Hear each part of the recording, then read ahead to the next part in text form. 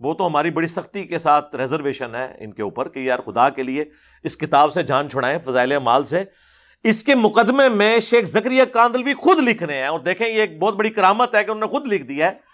آپ حیران ہوں گے جو کچھ انہوں نے اس میں لکھا ہے۔ انہوں نے کہا کہ طبیبوں نے یعنی ڈاکٹرز نے کسی بیماری کی وجہ سے، اور وہ بیماری بھی ذہنی تھی، مجھے چند دنوں کے لیے ذہنی کام کرنے سے روک دیا، تو میں نے فرصت کے ان ایام کو غنیمت سمجھا، اور میرے جو شیخ تھے الیاس کاندھلوی صاحب جنہوں نے یہ تبلیغی جماعت بنائی، انہوں نے بڑے عرصے سے مجھے کہا ہوا تھا کہ کوئی تبلیغی نصاب لکھ دو۔ اس کا پہلے نام تبلیغی نصاب ہوتا تھا، فضائل اعمال، فضائل درود، فضائل حج، یہ سارا اس کا حصہ ہے۔ اب انہوں نے خیر وہ فضائل اعمال علیحدہ کر دی۔ تو کہتے ہیں بڑے عرصے سے میں اس کی تکمیل نہیں کر سکا، اب اللہ نے مجھے موقع دیا ہے کیونکہ ڈاکٹروں نے ذہنی کام سے روک دیا۔ ہاں، تو میں نے کہا یہ خالی ایام میں ان کو یوٹیلائز کر کے ایک کتاب کیوں نہ لکھ دوں۔ یہ کتاب اس وقت لکھی گئی ہے جب ان کو ڈاکٹروں نے دماغی کام سے روک دیا تھا، اور کتاب بھی اس کے اوپر شاہد ہے جو کچھ انہوں نے اس کے اندر لکھا ہے وہی صوفیوں والی تعلیمات، وہی واقعات کہ جی ایک بزرگ تھے روزانہ 3 قرآن پڑھتے تھے، ایک تھے روزانہ 8 قرآن پڑھا لیتے تھے۔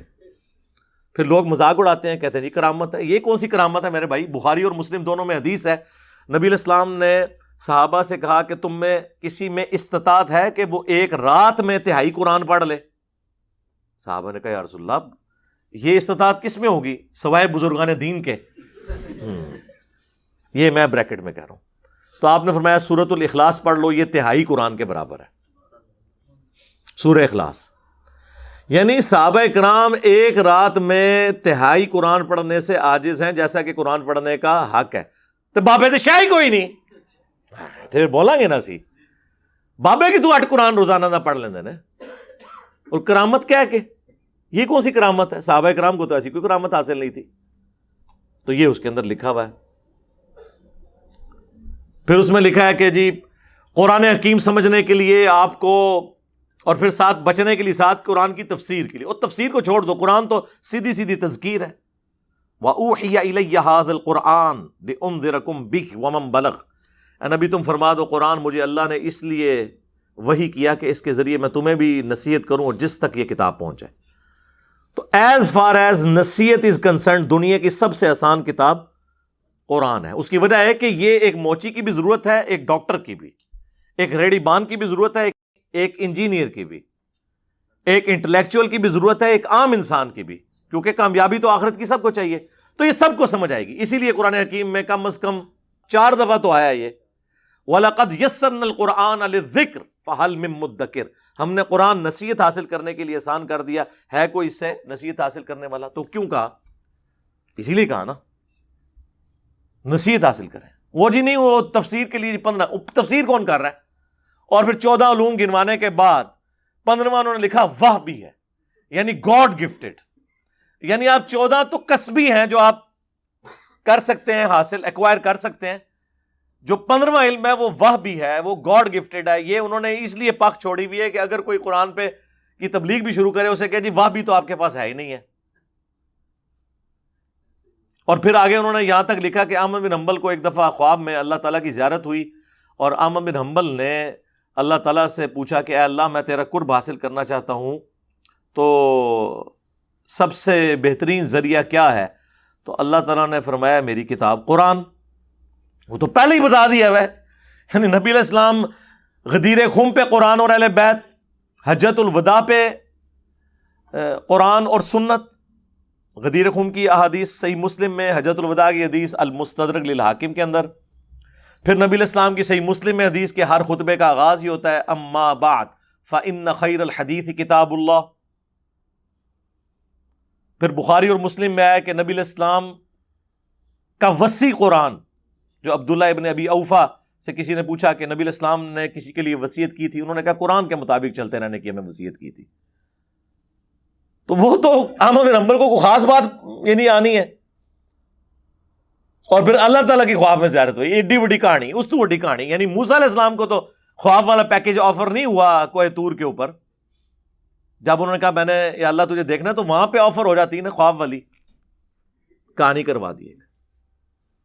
تو عام بن حنبل کہتے ہیں کہ یا اللہ سمجھ کے بغیر سمجھ کے. ایسا تو لگتا ہے کہ تبلیغی جماعت والے نے خود ہی بنایا خواب. عام بن حنبل کو کہنا سی کہ سمجھ کے کہ بغیر سمجھ کے. ان کو عربی آتی تھی, انہوں نے یہ بات کیوں کرنی تھی؟ ٹھیک ہے, جبکہ اللہ کے نبی علیہ السلام کی حدیث بھی موجود ہو جامع ترمذی میں کہ جس شخص نے 3 دن سے کم میں قرآن مکمل کیا اس نے قرآن کے فہم کا حق ادا نہیں کیا.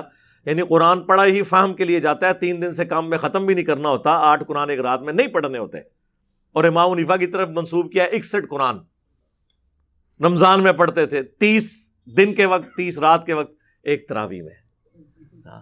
وہ جڑا کاٹ ہے نا اتنے والا ایک وہ تراویح والا آیا ہے. 29 روزے پتہ نہیں کیا کرتے سن, 3 روزے لیتا تھا, ایک کاٹ ہے سمجھ کے کہ بغیر سمجھ کے. تو وہ کہتے ہیں آگے اللہ تعالیٰ نے فرمایا کہ خواہ سمجھ کے خواہ بغیر سمجھ کے. استغفر اللہ, کتنا بڑا جھوٹ ہے. یعنی وہ اللہ جس نے اپنا پیغمبر بھیجا قرآن کی دعوت کا, یعنی آپ سمجھ لیں لب لباب یہ ہے. اور سورہ صاد کی آیت کہ قرآن ہم نے تمہاری طرف اس لیے نازل کیا ہے تاکہ لوگ اس سے نصیحت حاصل کریں اور عقل والے اس پہ غور و تفکر کریں. پھر سورہ محمد کے اندر اللہ تعالیٰ نے فرمایا ہے کہ قرآن پاک پہ یہ تفکر کیوں نہیں کرتے, کیا ان کے دلوں کے اوپر تالے پڑے ہوئے ہیں؟ پورے کا پورا قرآن کا مقدمہ اس کے گرد ہے کہ اسے سمجھنا ہے. اور عام بن حنبل کو کوئی نئی کہانی خواب میں کروا دی گئی ہے, جھوٹ ہے. اب یہ وہ ساری باتیں ہیں جو وہاں موجود ہیں. پھر وہ جو 70,000 دفعہ کلمہ شریف TCS بلٹی کروانے والا واقعہ, وہ بھی لکھا ہوا فضائل اعمال میں. وہ کہتے ہیں جی شیخ قرطبی فرماتے ہیں نبی الاسلام کی وفات کے 650 سال کے بعد کی آلموسٹ بات ہے. وہ کہتے ہیں جی ایک نوجوان کے بارے میں نے سنا, اسے کشف ہو جاتا ہے کہ کون جنت میں ہے کون جہنم میں.